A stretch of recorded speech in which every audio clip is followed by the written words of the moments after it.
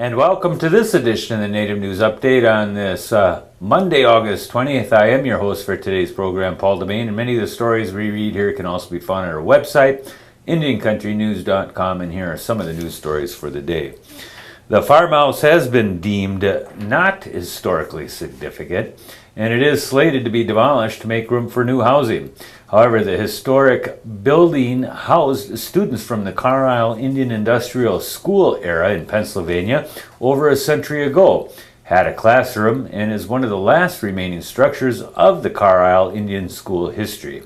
The CIIS, as it also is known, the Carlisle Indian Industrial School, was the first all-Indian off-reservation boarding school in the United States, where thousands of Native children were sent to be civilized in order to, quote, kill the Indian, comma, save the man, unquote, as one of its founders, Lieutenant Richard Henry Pratt, said. CIIS had a devastating effect on the lives, cultures, and language of many of those children attending, their families, and their descendants. Many CIIS students were sent on summer outings where they would learn the skills of white society while forced to give up their traditional ways of life. Some students were sent to nearby farms to work and receive their training at the CIIS farm and stayed at the historic farmhouse.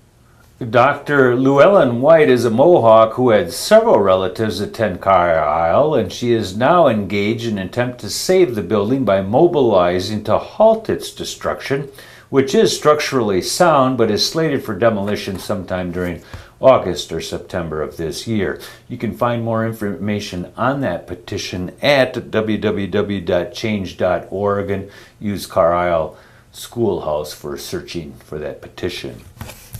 Chippewa bands in Wisconsin, Minnesota, and Michigan are asking the State Department of Natural Resources to halt plans for a wolf hunt in northern Wisconsin this fall. Jim Zorn directs the Great Lakes Indian Fish and Wildlife Commission, which includes 11 Chippewa bands.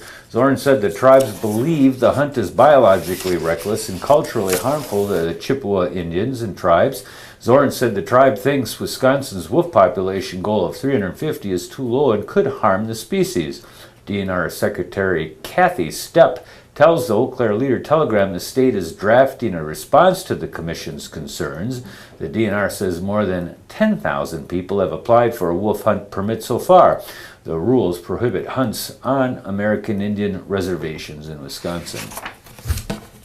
New Mexico Governor Susana Martinez was in Grants and Gallup today to distribute books to first graders and to sign an agreement with the Navajo Nation for the sharing of educational information.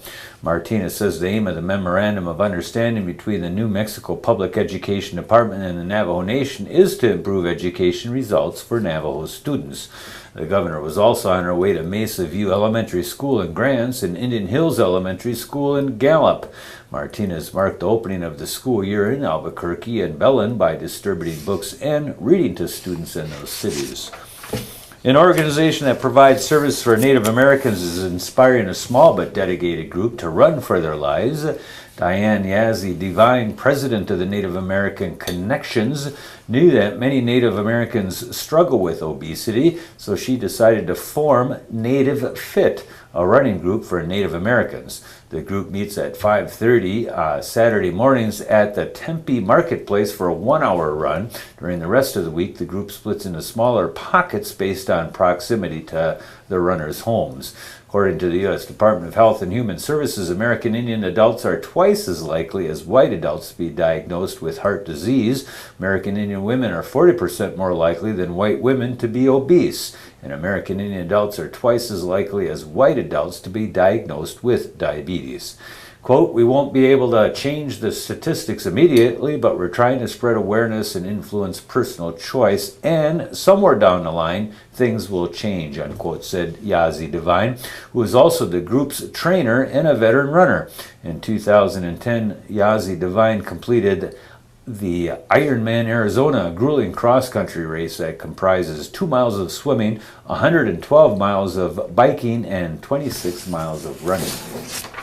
Restoration work can begin now that a missing piece of a damaged statue honoring Fox Indian Chief Wapello has been recovered from atop the Wapello County Courthouse, Iowa, several weeks after a storm toppled the 11-foot tall structure.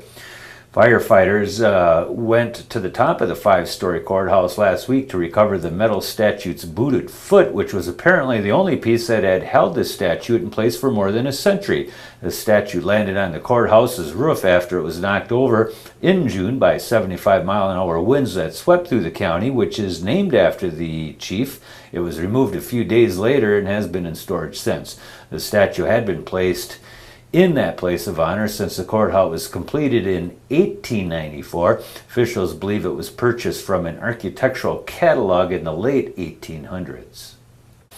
And American Indian children are learning more than their culture or heritage through a project at Glen Canyon Nation Recreation Area. More than 24 American Indian youth recently worked with the staff at the recreation area in the Arizona-Utah border to remove invasive plants, collect native seeds, and monitor wildlife.